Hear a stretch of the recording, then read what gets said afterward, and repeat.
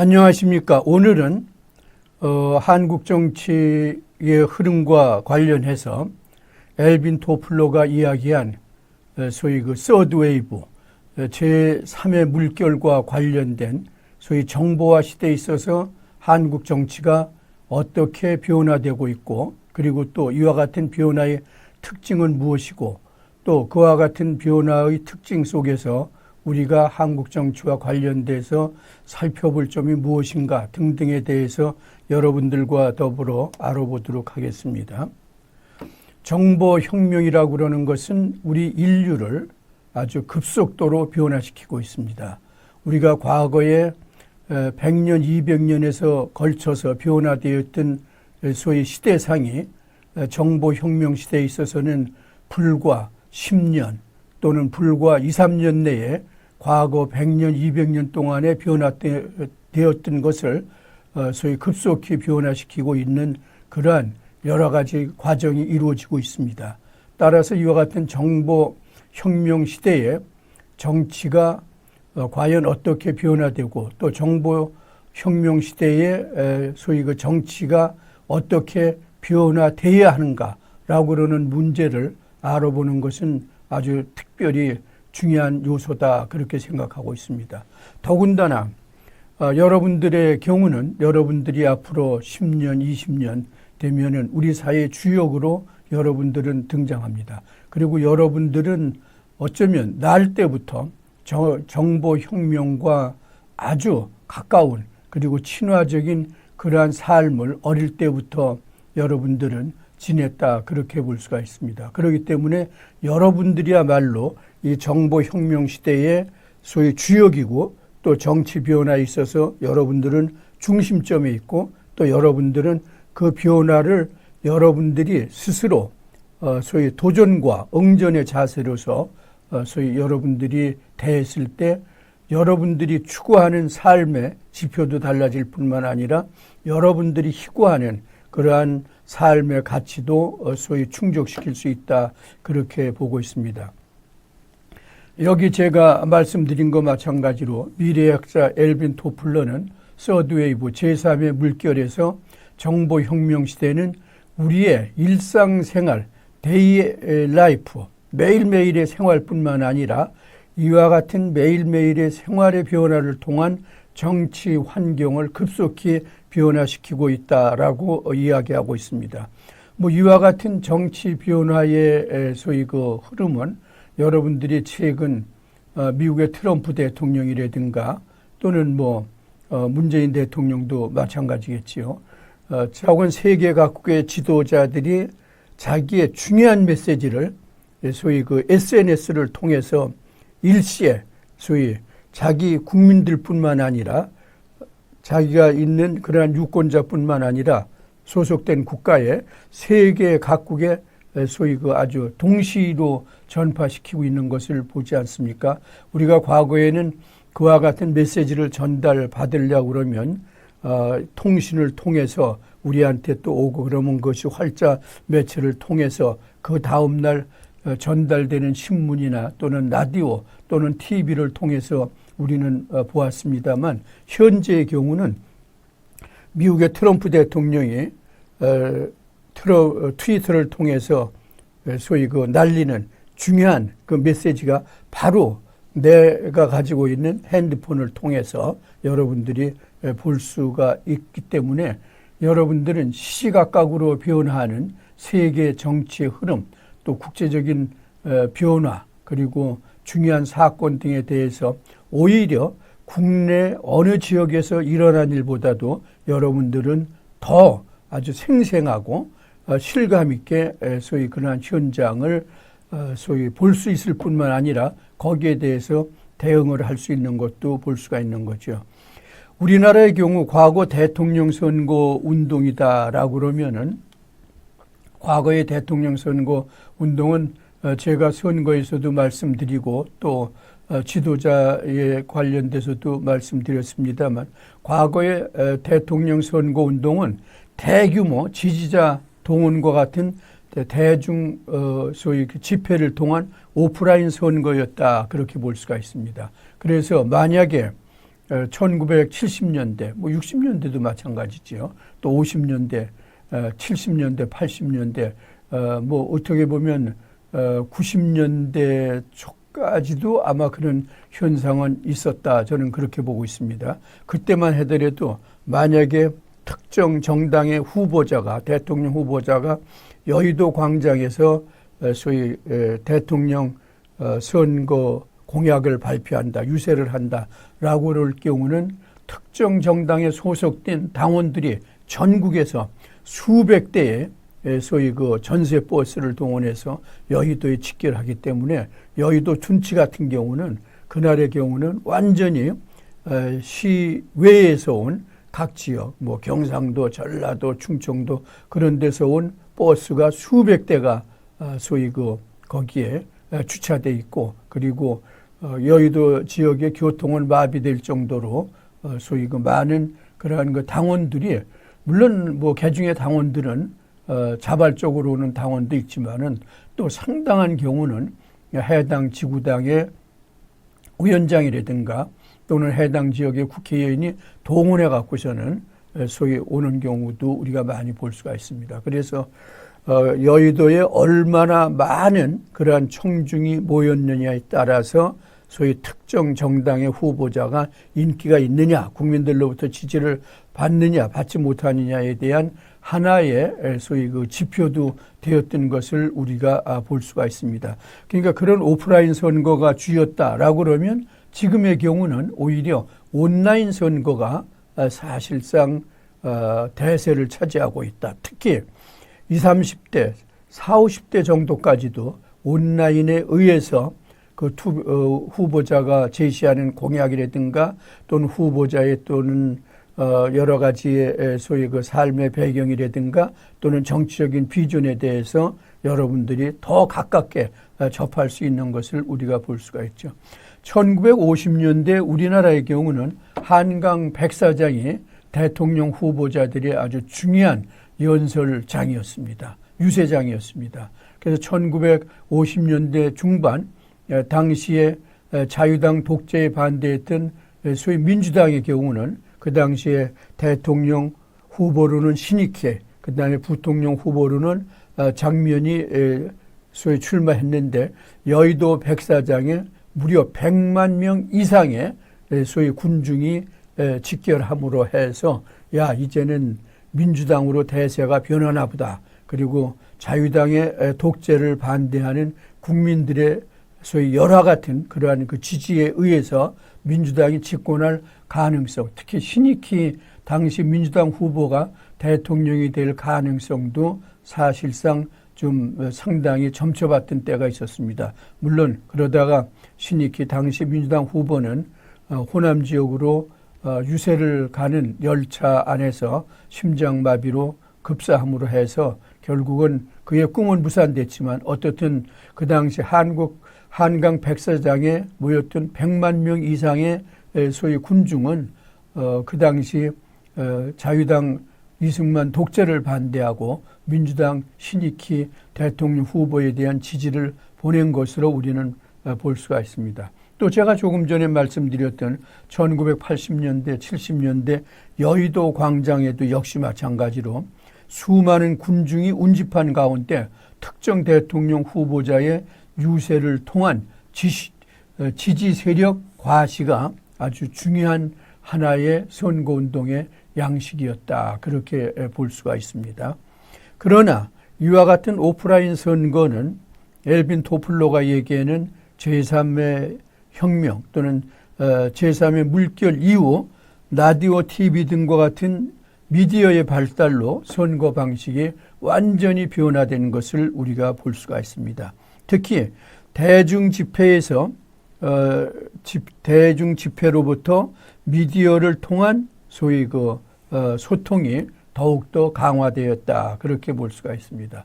그래서 지금 최근의 경우는 우리가 2017년 있었던 대통령 선거도 물론 그랬고 또 2018년 있었던 지방자치선거 그리고 2020년에 이제 있는 그러한 그 국회의원 선거의 경우도 아마 SNS를 통한 온라인 선거 운동이 상당한 영향력을 가지지 않게 될까 그렇게 볼 수가 있습니다.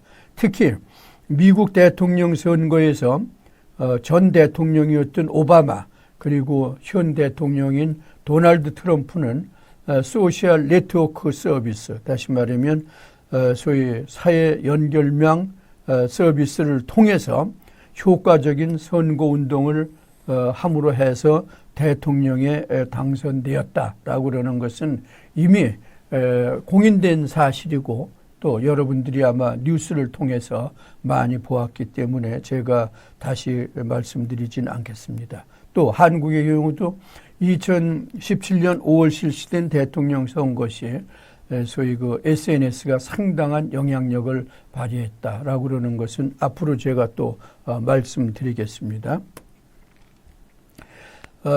특히 이와 같은 정보 시대의 정치 변화의 대표적인 것은 외국의 경우, 이건 뭐 외국의 경우라고 하지만은 사실 또 미국 정치가 세계 정치의 어떤 캠페인 패턴이라고 그럴까? 또는 선거 과정이라고 그럴까? 그런 거에 대해서 일종의 모델 케이스가 되기 때문에 미국에서의 대통령 선거 운동의 변화는 세계에서의 중요한 선거 운동의 변화로 직결된다. 그렇게 볼 수가 있겠죠. 그런 식의 차원에서 본다 그러면 1960년에 있었던 케네디 대통령 민주당 후보와 닉슨 공화당 후보 간의 TV 토론, 이것이 소위 정보혁명 시대의 정치 변화, 특히 선거 운동 변화의 아주 효시였다. 그리고 또 그 영향력이 그 후에 각국에서 대통령 선거 또는 국회의원 선거에 있어서 절대적인 영향력을 미쳤다. 그렇게 볼 수가 있습니다. 아마 그 당시 1960년대 초만 하더라도 60년만 하더라도 우리나라에는 뭐 TV가 거의 보급이 안 됐고요. 이제 미국 같은 데는 보급이 됐었는데 그 당시에 TV 토론을 제안했습니다. 그런데 젊은 대통령 후보였던 민주당의 존 F 케네디 대통령 후보는 야, 이게 TV가 상당히 영향력이 있을 것이다. 그리고 이 TV에서 어떻게 비치느냐에 따라서 대통령 선거에 소위 승패를 좌우할 것이다. 라고 그러는 그러한 믿음을 가지고 TV 토론에 나가기 위해서는 많은 자료를 준비했을 뿐만 아니라 그리고 화장을 한다든가 그래갖고 젊은 그러한 이미지를 보이기 위해서 뭐 물론 또 케네디가 나이도 젊었지만은 40대 있으니까 그런 노력을 많이 했습니다. 거기에 비해서 닉슨의 공화당 후보는 지금까지 오프라인 선거가 사실 주 아니었습니까? 그리고 또 닉슨의 경우는 그 당시 아이젠하워 부통령 밑에서 소위 대통령 밑에서 부통령을 했기 때문에 자기는 전국에 잘 알려진 인물이기 때문에 그거 뭐 TV 한번 나와서 토론한다 그래서 그게 큰 영향력이 없을 것이다. 그리고 그것을 과소평가했습니다. 물론 또 닉슨은 케네디보다도 한 나이가 또 상당히 많기 때문에 아마 생각도 좀 고려했을 것이다. 저는 그렇게 보고 있습니다. 그래서 닉슨의 경우는 TV 토론에 대한 준비를 사실상 안 했습니다. 뭐 얼굴에 화장도 안 하고 그리고 그냥 뭐 이런 사회자가 묻는 말에 대한 답변 같은 것도 뭐 그렇게 크게 준비를 안 하고서 막상 TV 토론을 했는데 TV 토론의 결과는 어떠냐. 케네디의 완승으로 끝났습니다. 케네디는 젊고 아주 패기만만한 그러한 기상을 보이면서 뉴 프론티어라고 그러는 그러한 기치를 내세우면서 내가 미국 정치를 바꾸겠다. 미국 사회를 바꾸겠다라고 그러는 그러한 아주 강렬한 메시지를 내보는 데 비해서 닉슨의 경우는 얼굴도 화장을 안 했기 때문에 어둠컴컴할 뿐만 아니라 또 말하는 스타일도 그냥 뭐 유권자들한테 아주 매스미디어를 통해서 강하게 그러한 리더십을 보여주는 이미지보다는 뭐라 그럴까 상당히 좀 하여튼 뭐 그렇게 밝은 모습은 아니었습니다. 그래서 TV 토론이 끝난 후에 소위 여론조사를 해보니까 TV 토론 이전에는 제가 알기에는 닉슨 후보가 케네디 후보보다 앞섰습니다. 그런데 TV 토론 끝난 후에 오히려 역전되고 그 결과 결국 케네디 대통령이 소위 결과적으로는 대통령에 당선이 되어서 그때부터 미국의 언론은 또 세계 각국의 언론은 TV가 앞으로 소위 그 정치에 있어서 중요한 메시지 전달의 수단이 될 것이다라고 그러는 것에 대한 인식을 하면서 대대적으로 정보혁명 시대의 정치 변화에 대해서 많은 관심을 나타내고 있었던 것을 볼 수가 있습니다. 한국의 경우 미국과 같이 대통령 선거에서 TV 영향력도 역시 우리나라의 경우도 증대하고 있는 것을 볼 수가 있습니다. 2017년 5월 9일에 있었던 제19대 대통령 선거에서 TV 토론은 소위 막강한 영향력을 행사했습니다. 대선 후보자 TV 토론을 본 후 지지자를 소위 바꿨다. 후보 선택에 대한 자기의 생각을 바꿨다고 그러는 소위 유권자가 과거에 비해서 상당히 많았던 것을 볼 수가 있습니다. 또 이는 대통령 탄핵으로 인해 조기 선거가 실시됨으로 해서 대통령 후보자의 평가 기간이 상당히 중요한 것도 역설적으로는 짧은 시간 내에 소위 TV 토론이나 또는 각종 매스미디어를 통해서 소위 유권자들이 후보자에 대한 평가를 할 수밖에 없었던 것도 아마 중요한 요인이 아니겠느냐 그렇게 보고 있습니다. 그런 데서 보는 것과 마찬가지로 최근에는 인터넷의 발달은 오프라인 선거에서 온라인 선거 운동으로 변화되고 있는 것을 우리는 볼 수가 있습니다. 우리나라의 경우 이와 같이 대통령 선거에서 온라인 선거 운동이 줄을 차지하게 된 하나의 계기가 된 것은 2002년 실시된 제16대 대통령 선거가 아주 중요한 저는 하나의 계기가 되었다 그렇게 봅니다. 당시 새천년 민주당 후보는 노무현 후보였습니다. 그리고 그 당시에 한나라당 후보의 경우는 이해창 대통령 후보였었는데 사실 대통령 선거 1년 전만 하더라도 노무현 새천년 민주당 후보의 경우는 겨우 한 자리 숫자의 지지밖에 받지 못했습니다. 그래서 당시 노무현 대통령 후보가 소위 선거운동을 할 때 또 그리고 대통령 후보에 나온다고 그럴 때 많은 사람들의 경우는 불과 한 자리 숫자 정도의 지지를 갖고 있는 후보가 과연 우리가 관심 있는 후보로 등장할까? 또 나아가서는 대통령 선거에서 당선이 될 수 있을까? 그런 식의 소위 많은 여론 기관에서 평가를 했습니다.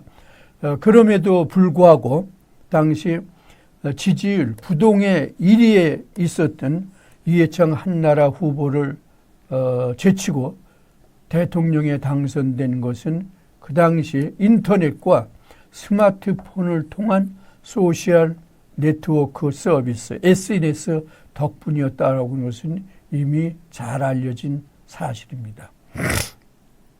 당시에 오마이뉴스에서 제가 알기에는 지금 그렇게 알고 있습니다.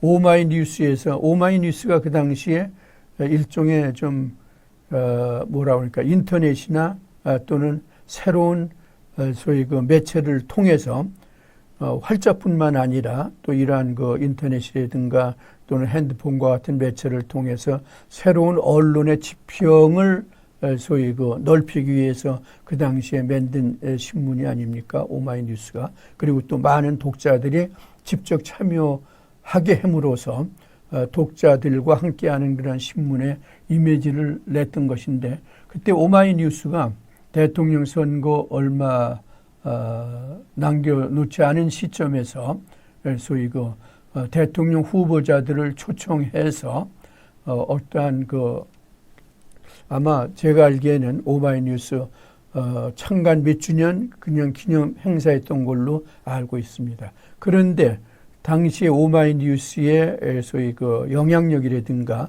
또는 파급 효과에 대해서는 크게 관심을 안 뒀기 때문에 노무현 당시 새천년 민주당 후보를 제외하고 모든 후보들은 그 행사에 불참을 했습니다. 그런데 노무현 새천년 민주당 후보만이 오마이뉴스 행사에 유일하게 참여해서 거기서 소위 나름대로의 자기의 정책 비전도 발표했을 뿐만 아니라 오마이뉴스에서 이 후보가 소위 시대적인 흐름을 아는 정치인이다. 그리고 우리 언론 매체하고 함께 할 수 있는 그러한 정치적인 비전을 가졌다 하면서 오마이뉴스가 대통령 선거에 있어서 노무현 후보를 간접적으로 상당한 지원을 했다라고 그러는 것은 이미 잘 알려진 사실입니다. 그거에서도 보는 것과 마찬가지로 그 당시에 소위 많은 대통령 후보들은 오프라인 선거에만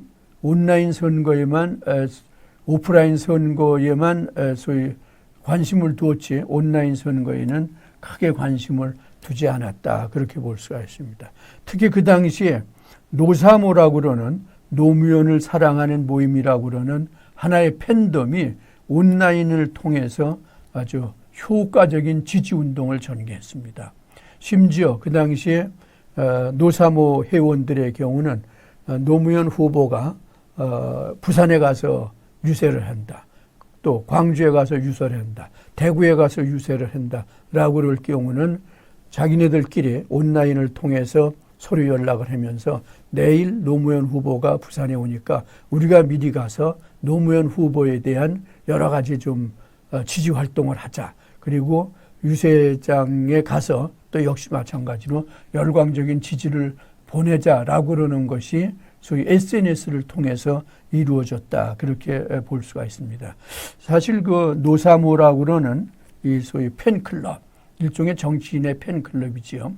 이것은 한국 정치에 있어서 최초의 특정 정치인을 지지하는 하나의 팬덤이라고 볼 수가 있는데 이것은 그 후에 한국 정치에 있어서 상당히 많은 영향력을 미쳤다. 그렇게 봅니다.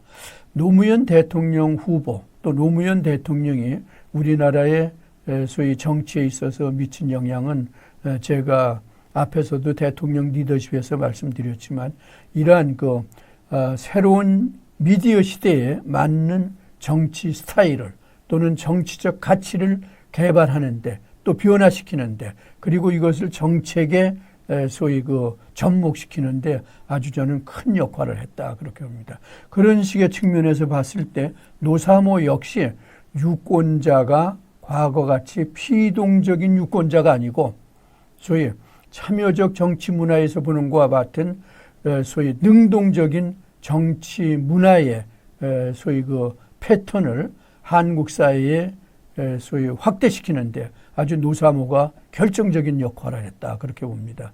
그 후에 예를 들어서 박사모라고 그러는 박근혜를 사랑하는 모임이라든가 또는 문리버라고 그러는 문재인 대통령을 사랑하는 그러한 또 문사모 그런 여러 가지가 많이 등장했고 또 많은 정치인들이 또 역시 마찬가지로 이러한 자기의 팬클럽을 가지고 팬덤을 가지면서 자기의 어떤 효과적인 선거운동뿐만 아니라 때로는 정치적으로 위기에 처했을 때 이 정치인을 소위 오프라인 선상에서뿐만 아니라 온라인 선상에서 소위 용기를 주고 또는 구출하는 그와 같은 역할까지도 하고 있는 것을 우리는 볼 수가 있습니다. 어쨌든 그런 측면에서 보면은 노무현 대통령은 물론 최초로 해방 이후 세대 출생자로서 소위 대통령에 당선되었다고 그러는 시대적인 의미도 있지만은 이러한 소위 뉴미디어를 활용해서 정치를 한 대표적인 그런 정치인이었다. 그렇게 볼 수가 있습니다. 2011년에 있었던, 외국에서도 마찬가지입니다. 2011년 1월 달에 있었던 이집트의 시민혁명 역시 마찬가지로 이것이 SNS에 의해서 이루어진 하나의 소위 그 대표적인 소위 그 정치 변화다. 그렇게 볼 수가 있습니다. 당시 집권자 이집트의 무바라크 대통령인데 오랫동안 집권을 해서 사실상 이집트에서 사다트 이후에 소위 독재자다. 그렇게 볼 수가 있죠.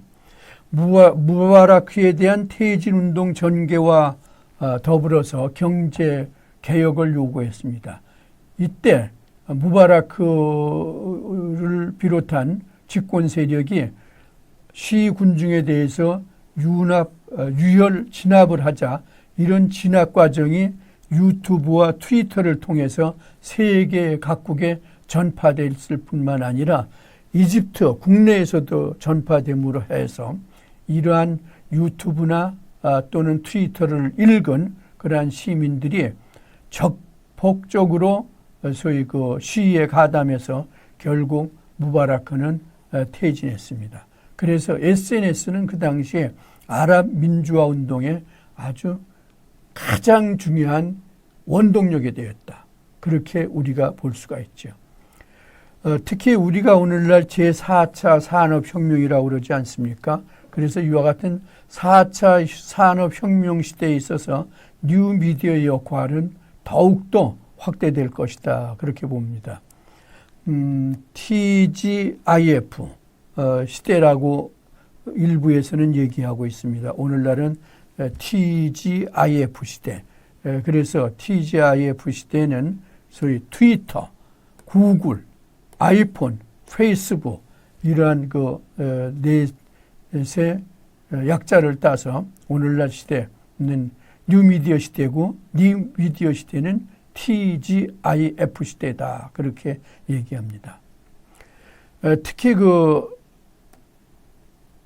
트럼프 대통령이 가장 아주 애용하고 있는 정치적 메시지의 소통 기구인 트위터는 2006년 이반 윌리엄스에 의해서 개발된 건데 140자 이내의 단문으로 개인의 의견이나 생각을 공유하고 소통하는 사이트 아닙니까? 이것은 회원들끼리 핸드폰이나 컴퓨터를 통해 간단한 메시지를 주고받을 수 있는 마이크로 블로그 서비스를 말하고 있는데 이것이 오늘날 아주 세계 각국의 중요 지도자들의 소위 소통 수단의 대종으로 가장 중요한 소통 수단으로 소위 그 지금 등장하고 있습니다. 특히 세계 제1의 강국인 미국의 도널드 트럼프 대통령의 중요한 메시지는 트위터를 통해서 소위 그 올리기 때문에 세계 각국의 지도자들뿐만 아니라 세계 각국 매스컴 종사자들 모두 다 매일 트럼프가 오늘 어떠한 메시지를 트위터를 통해서 날리는가 그거에 대해서 매일 핸드폰을 통해서 또는 컴퓨터를 통해서 읽는 것이 하루의 일과다. 그렇게 우리가 볼 수가 있습니다. 또 하나의 중요한 그 페이스북은 뭐냐? 2004년 2월 4일에 개설했습니다.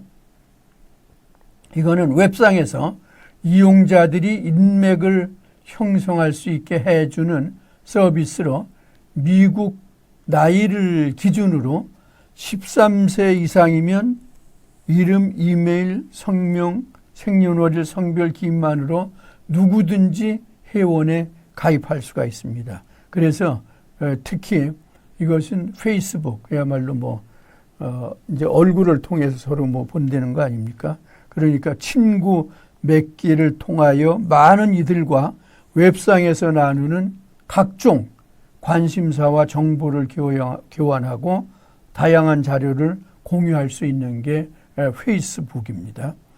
2004년 2월 4일 당시 19살이었던 하버드 대학교 학생 마크 저거버그가 소위 개설한 것인데 오늘날 역시 마찬가지로 트위터와 더불어서 아주 세계 각국의 중요한 소통 매체로서 등장하고 있는 것을 볼 수가 있습니다.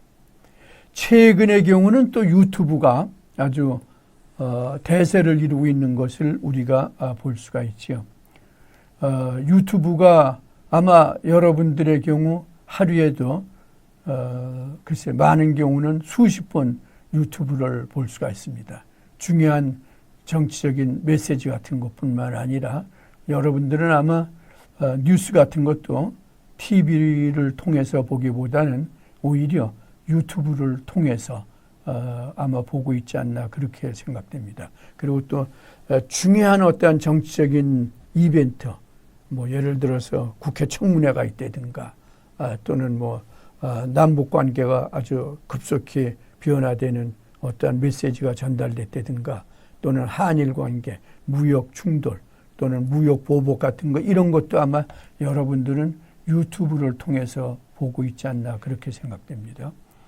유튜브는 구글이 운영하는 동영상 공유 서비스로서 사용자가 동영상을 업로드하고 시청하면 공유할 수 있도록 되어 있는 것입니다.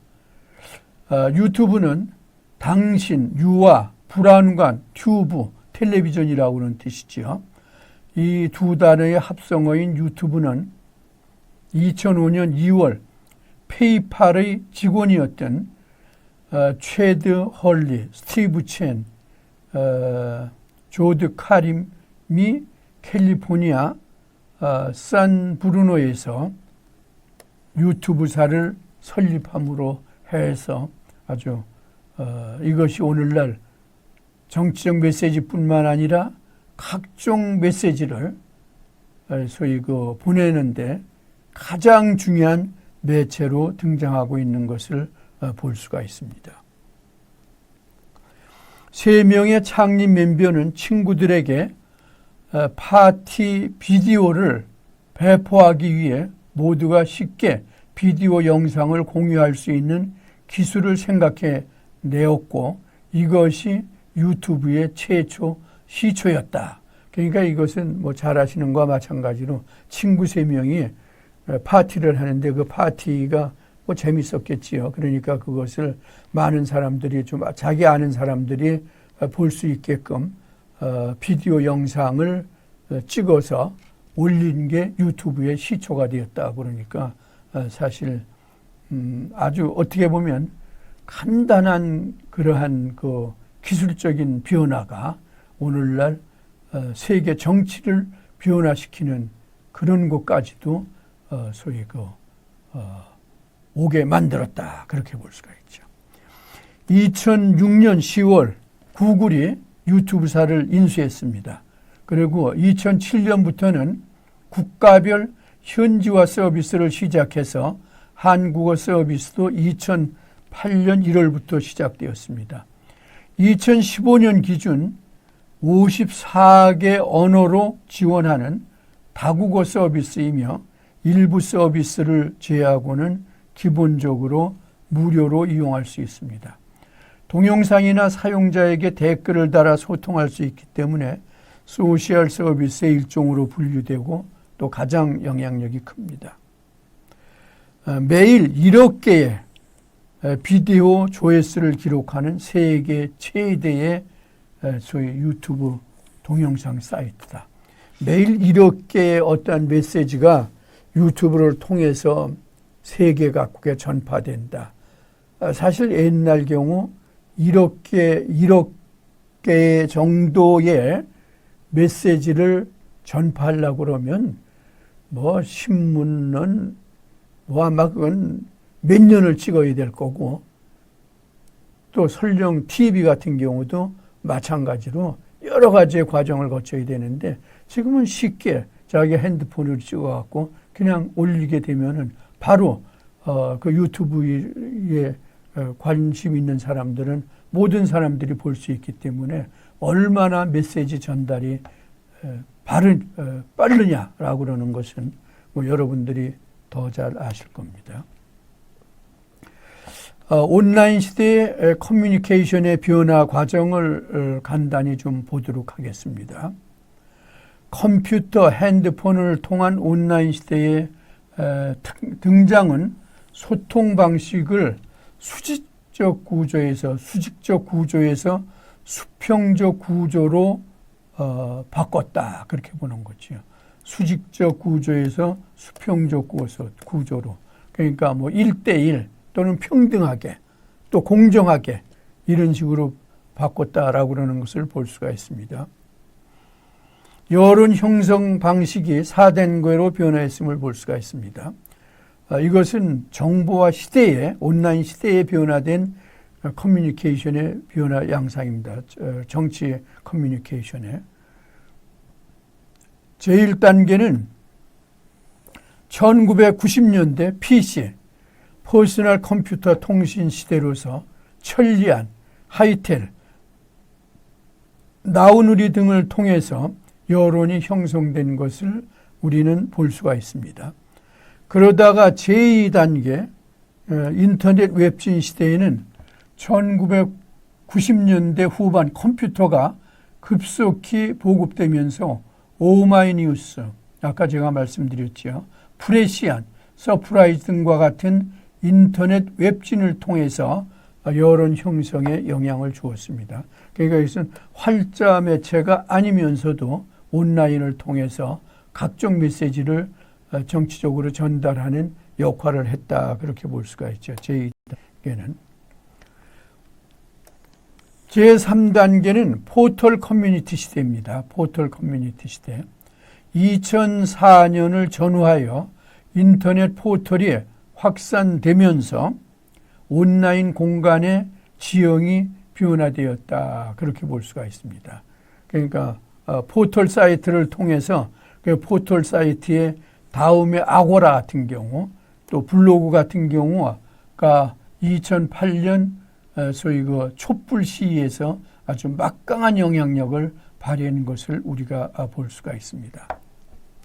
그러다가 지금 현재는 제4단계 SNS 시대의 등장이다. 그렇게 볼 수가 있는데 스마트폰, 아이폰의 확대로 아까도 말씀드렸던 트위터, 페이스북, 카카오, 유튜브 등이 주요 소통 도구로 2009년 이후 개인 네트워크가 온라인 형성에 아주 주도적인 역할을 하고 있는 것을 볼 수가 있습니다.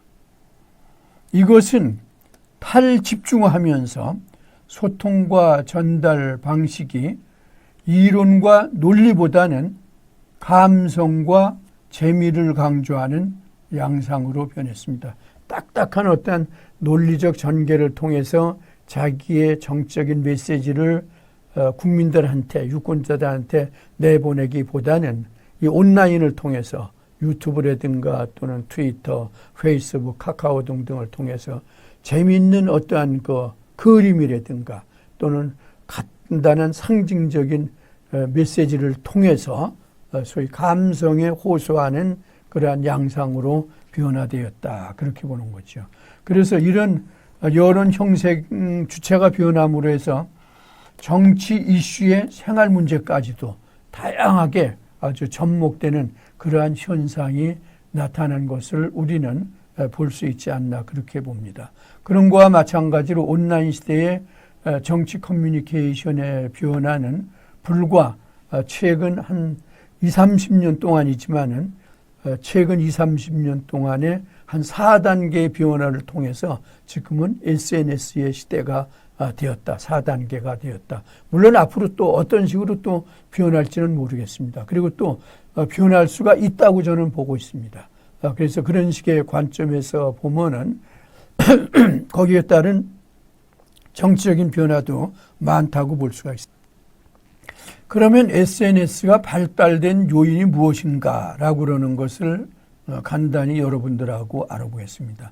아마 여러분들은 그야말로 SNS 시대에 살고 있고 또 아마 여러분들은 앞으로 생활하는 데 있어서 SNS와 같은 그러한 그 소통 매체가 여러분들의 아주 중요한 생활의 일부가 될 것입니다. 그렇기 때문에 여러분들은 잘 아실 걸로 생각하고 있지만 첫째 번에는 개인주의의 발달이다. 그렇게 볼 수가 있습니다.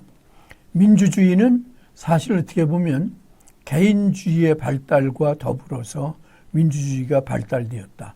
유권자가 투표를 하는 것은 나 개인의 어떠한 이해관계를 나름대로 충족시키고 또 내 개인의 이해관계가 정치권에 반영되기 위해서 소위 그 SN 투표를 하는 것입니다. 그러니까 민주주의와 개인주의 이것은 아주 저는 밀접한 관계가 있는데 개인주의 역시 마찬가지로 정보혁명과는 아주 밀접한 관계가 있습니다. SNS의 발달과는. 이거는 개인의 의식의 발달이다. 자아의식의 발달이다. 자아의식의 발달과 개인이 이익을 추구하는 사고 방식의 형성의 변화다. 그렇게 우리가 볼 수가 있습니다. 자기의 개인적인 어떠한 그 자아, 내가 과연 무엇이냐. 그렇기 때문에 나라고 그러는 사람을 사회에 소위 알려주기 위해서 유튜브를 통해서 또는 페이스북을 통해서 트위터를 통해서 메시지를 보내지 않습니까? 그러니까 친구 간에도 직접 내 자신을 알리는 것보다는 메시지를 통해서 간접적으로 알림으로 해서 친구가 나에 대해서 인정을 해주고 저 사람이 이런 사람이다라고 그러는 것을 알게끔 해주는 그러한 것은 개인의 자아의식의 발달과 그리고 사고 형성의 변화다. 그렇게 볼 수가 있습니다. 정치권에서도 마찬가지죠. 예를 들어서 정치권에 여러분들이 보는 것과 마찬가지로 개인이 사실 정치권에 어떤 메시지를 전달한다. 그러면 개인으로서는 큰 영향력을 행사하지 못합니다. 그러나 그 개인이 트위터를 통해서 유튜브를 통해서 어떤 메시지를 전달하는데 그것이 개인의 지인뿐만 아니라 공공매체를 통해서 많이 전파된다. 그렇게 되면은 나에 대한 소위 가치도 새롭게 발견할 수 있을 뿐만 아니라 내가 추구하는 정치적인 메시지가 확산됨으로 해서 나의 정치적인 영향력도 확대되는 하나의 계기가 된다. 그렇게 우리가 볼 수가 있습니다. 두 번째는 정보 매체 기술의 발달이다. 그렇게 봅니다. 아까도 말씀드렸지만 스마트폰, 아이폰과 같은 정보 매체의 등장은 소통수단의 변화를 가지고 왔습니다. 그것은 여러분들이 스마트폰이나 아이폰이 그동안 얼마나 많은 단계를 거쳐서 우리가 좀 더 편리하고 좀 더 빨리, 좀 더 정확히 전달할 수 있는 수단으로 진화된 것을 우리가 볼 수가 있지 않습니까? 맨 처음에 스마트폰은 삐삐나 그런 데서 보는 것과 마찬가지로 그저 단순히 그냥 메시지만 전달하고 과거에 그냥 전화기, 공중전화기에서 갈던 것을 스마트폰에서 그저 전화 거는 것만도 만족하지 않았습니까? 그러나 오늘날의 경우는 우리가 스마트폰이나 아이폰에서 보는 것과 마찬가지로 이제는 모든 것이 스마트폰과 아이폰에서 오늘의 우리의 매일매일의 생활이 이루어진다라고 해도 과언이 아닐 정도로 변화됐습니다. 그렇다고 그러면 우리의 생활 자체의 변화는 결국은 우리의 정치 생활에 대한 변화를 가져왔다라고 하는 것으로 저는 생각해 볼 수가 있습니다. 결국 이와 같은 정보 매체의 발달은 소통수단의 변화를 갖고 왔고 소통수단의 변화는 정치가 결국은 소통을 통해서 이루어지는 거거든요. 언어를 통해서, 메시지를 통해서 또는 가치를 통해서 이루어지는 거기 때문에 정보 매체의 발달은 소통수단의 변화, 그것은 정치의 변화다. 그렇게 볼 수가 있죠. 사회적 소외에 대한 위협에 대한 증가다. 그렇게 볼 수가 있습니다. 사회의 개인주의화로 인한 소외감 극복 차원의 새로운 소통 매체다. 그렇게 볼 수가 있습니다. 사회가 점점 다양화되고 또 다원주의화되면서 또 아주 개인주의화하는 그러한 현상이 나타나고 있습니다. 개인주의화 하면서 또 일어나고 있는 현상은 사회로부터 개인의 소외 현상이다. 그렇게 우리가 볼 수가 있습니다. 뭐 여러분들 요새 혼밥이니 뭐 그런 거 많이 얘기하지 않습니까? 여러분들이 식당에 가서 혼자 밥을 먹는다든가 또는 또 혼자 여행을 간다든가 뭐 그런 것 같은 경우 많이 볼 수가 있죠. 이것이 저는 사회 개인주의화의 한 단면이라고 볼 수가 있는데, 이렇게 되면은 결국은 일정한 시간이 지나게 되면은 물론 그것을 즐기는 사람도 있습니다만 자기 자신이 이 사회로부터 격리되었다라고 그러는 소위 그 소외감을 느끼게 되지 않나 그렇게 보고 있습니다. 그런데 이런 소외감을 느끼는 것을 극복할 수 있는 그런 매체가 뭐냐? 결국은 이것이 SNS와 같은 소통 매체다 봅니다.